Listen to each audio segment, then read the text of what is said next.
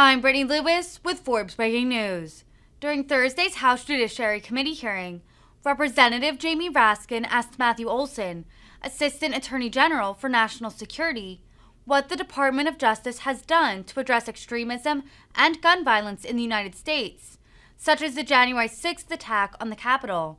Representative Raskin has been outspoken on this issue as a member of the House Select Committee on the January 6th attack. Olson spoke about the department's ability to focus on international threats, cyber attacks, and domestic terrorism.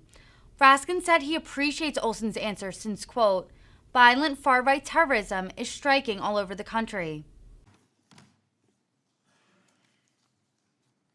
Thank you, Madam Chair. Welcome, sir. Thank you for your testimony. Dangerous extremists jacked up on racist and anti-Semitic propaganda like the white replacement theory have committed massacres in Buffalo, in El Paso, at the Tree of Life synagogue,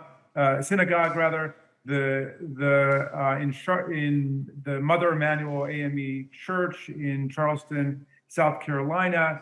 The American people are obviously very upset about this explosion of gun violence by dangerous extremists. And a number of the extremist groups also participated significantly in the violent insurrection against our government on January 6th, 2021. And I'm wondering about the internal structure of the Department of Justice and how it has worked to try to address this threat in the country. I know that after 9/11, the department redefined its mission and priorities to focus on counterterrorism, and this included the formation of the Anti-Terrorism Advisory Council and the National Joint Terrorism Task Force. Have these existing structures created in the wake of 9/11 been adapted to address white supremacist violent radicalization and this new domestic terror threat? Or are there other structures that you have innovated in order to respond to it?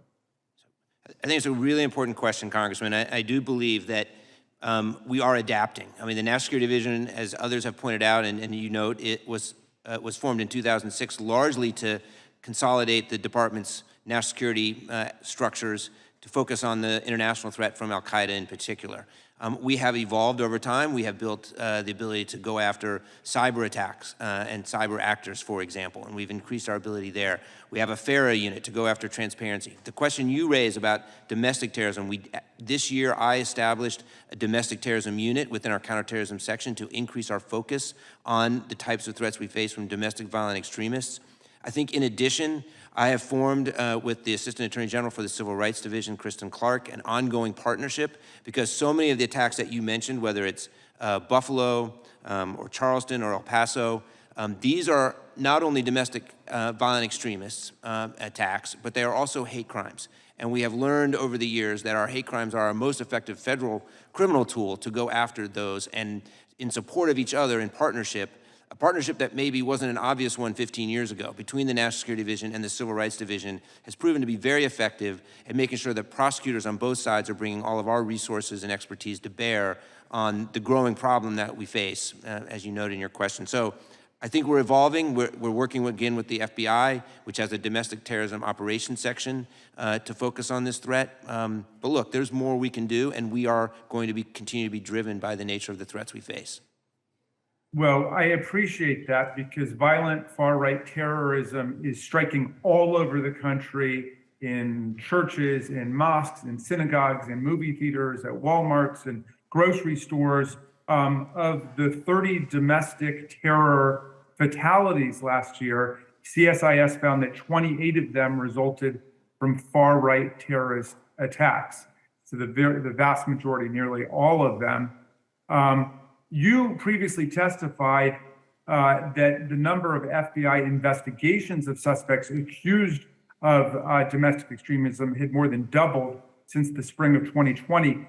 Has this jump in the number of investigations led to an increase in actual indictments and prosecutions?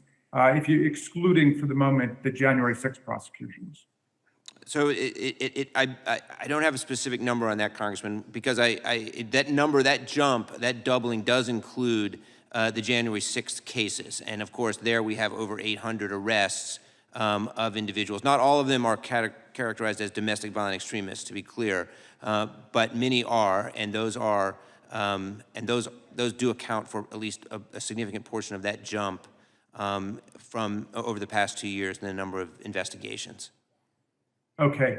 And are there any other proactive measures you're taking to try to address this threat? I'm sorry, say again, sir? Are there proactive measures that DOJ is taking to address the threat of far-right terrorism? Absolutely. In fact, a part of the challenge is that we have not historically done a good job of categorizing and capturing the numbers. So just the data collection, because many of these cases are actually prosecuted at the state and local level or by federal U.S. attorneys' offices around the country. So we're getting better at trying to just capture that data. That's one proactive aspect of this threat, as well as training that we're doing around the country. Thank you for your service. I yield back.